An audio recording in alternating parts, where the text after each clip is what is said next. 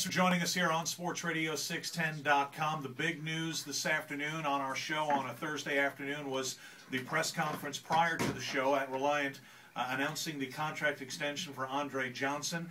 Andre Johnson, who sat out the first day of OTAs, but that was it for his holdout. Immediately reported was uncomfortable with not being here with his teammates, especially having 5 years remaining on his current contract. But the Texans added 2 years, $38.5 million to his contract. He's now the highest paid receiver in the NFL. And it's not just the numbers, to me, that make him deserving of being the highest paid receiver in the NFL, Robert.